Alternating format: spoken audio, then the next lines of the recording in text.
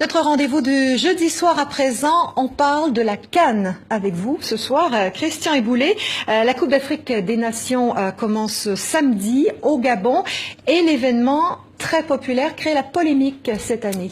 Absolument, Linda. Depuis la première édition de la Coupe d'Afrique des Nations qui s'est déroulée en 1957 au Soudan, cette compétition est la plus importante en matière de football sur le continent et la troisième au monde après la Coupe du monde de football et la Coupe d'Europe des Nations. C'est dire si c'est un événement important, de très grand prestige, dont les retombées intéressent évidemment sur le plan politique, économique et social les hommes politiques. Mais au Gabon, cette année, échaudé par la récente crise post-électorale, eh bien, une partie de la société civile appelle au boycott de cette compétition. Il y a 48 heures, c'est pas totalement la fête dans les rues de Libreville.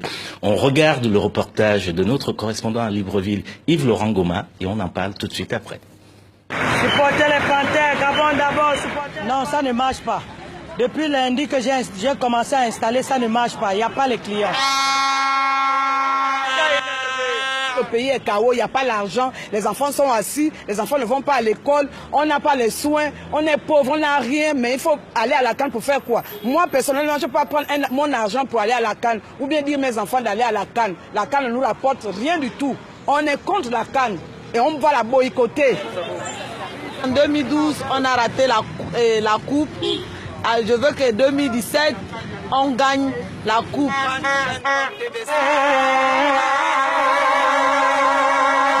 Monsieur Aubameyang, nous savons que vous pouvez faire mieux. Vous faites des choses à Dortmund. Nous voudrons que, ici au Gabon, on est ensemble. Vous faites la même chose. Et nous savons que vous, en tant que capitaine, vous pouvez amener le Gabon loin. Vive les Panthères, vive l'équipe nationale, vive Aubameyang. Et en ligne avec nous, on va rejoindre l'initiateur de l'appel au boycott de la CAN. Bonsoir, Marcona Essangui.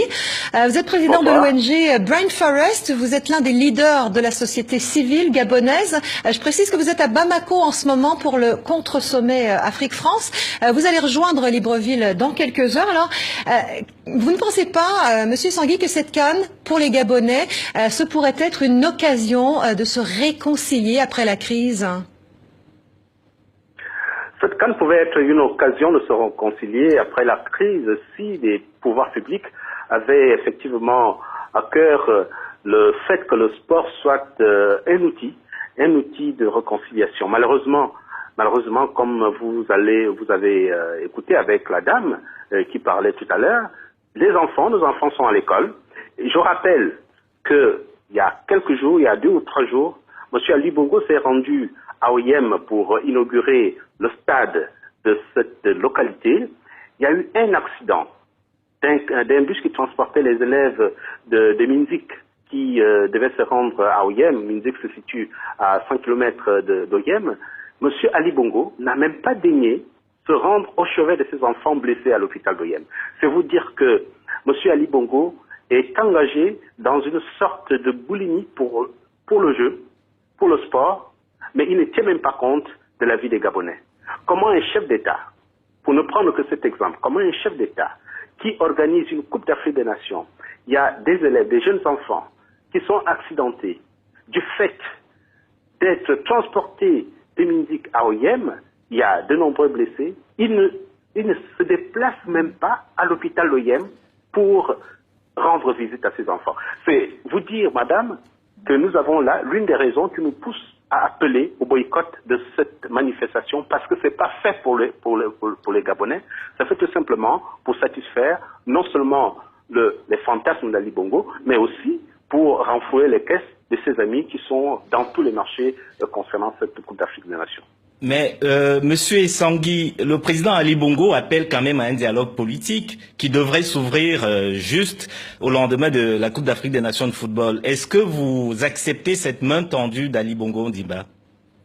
Nous ne pouvons pas accepter une main tendue, une main ensanglantée. Nous savons très bien qu'Ali Bongo n'a pas accepté le vote des Gabonais. Les Gabonais l'ont complètement vomi au soir du 27 août. Ali Bongo était obligé d'utiliser non seulement les institutions à sa solde, c'est-à-dire la Cour constitutionnelle, la commission électorale pour se maintenir au pouvoir. Même les résultats de sa province qu'il ose brandir comme étant une province qui a voté pour lui, les résultats sortis des urnes ne permettent pas à Ali Bongo de se maintenir au pouvoir. Il a utilisé les armes, il a massacré les gens au QG de M. Jean Ping. Nous sommes aujourd'hui en train de pleurer. Les enfants, il y en a qui sont disparus, mais cette main tendue ne sert à rien parce que depuis 1993, on ne fait que ça. La famille Bongo vole les élections, s'impose avec les armes, et puis après, on appelle au dialogue. Mais nous avons appelé ce dialogue avant les élections pour qu'on n'en arrive pas là. M. Ali Bongo ne l'a pas accepté. Donc, merci Marcona Essangui. Ne sert à rien. Merci Monsieur Essangui d'avoir été avec nous depuis Bamako. Je me tourne vers vous maintenant, Jacques Jarel Sika. Vous êtes journaliste gabonais. Alors vous rêvez de voir les deux rivaux de la présidentielle, Jean Ping et Ali Bongo, main dans la main pour l'ouverture de cette Coupe d'Afrique des Nations. Est-ce que c'est vraiment réaliste? Vous savez, ce que j'ai appris chez Confucius, c'est que les différences sont des atouts, doivent être considérés comme des atouts, des opportunités, et non comme des obstacles. Car c'est justement la diversité de couleurs qui fait la valeur d'un tapis. On ne peut pas aujourd'hui diviser la liberté. On doit également veiller à ne pas diviser aussi une nation. Imaginez-vous, le Gabon est meurtri, comme les autres anciennes colonies, par les blessures profondes de l'esclavage, la colonisation. Donc pour moi, cette CAN, c'est une opportunité pour le Gabon, ce havre de paix, ce beau jardin d'Afrique centrale, de montrer à la face du monde qu'il est en train de travailler à son développement avec ses propres moyens, avec son rythme, avec justement ses atouts et ses faiblesses.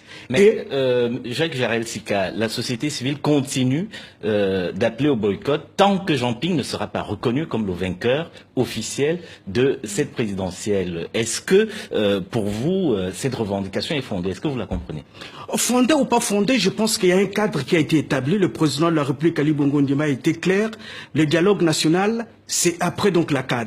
Pendant l'Antiquité, on parlait même des trêves lors des joutes sportives. Pourquoi ne pas marquer une trêve et attendre justement, après la CAN, relancer les hostilités?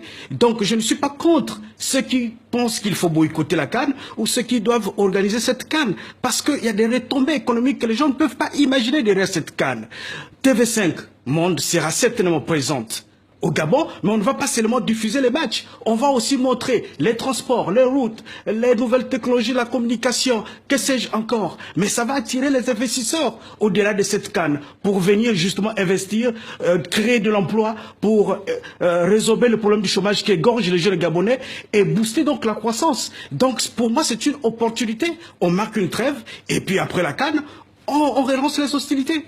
Mais est-ce que finalement, c'est pas le continent africain tout entier et puis surtout les amoureux du football qui sont pris en otage par la crise gabonaise? Mais justement, on ne doit pas prendre en otage la jeunesse gabonaise, les sportifs gabonais, sinon la jeunesse africaine. Il faut laisser les gens le temps de rêver.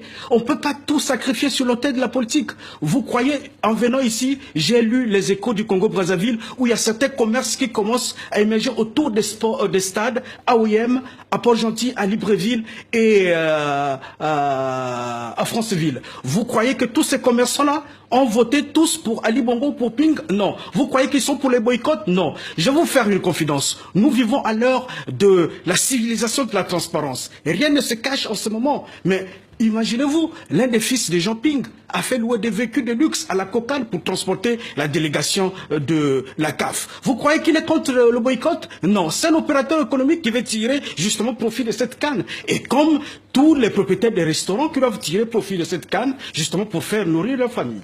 Jacques Jarel Sika, journaliste gabonais indépendant, merci d'être venu sur le plateau du Journal Afrique. Merci à TV5 Monde, merci à tous ceux qui nous regardent à travers la planète. Merci, à jeudi prochain, Christian Bouli.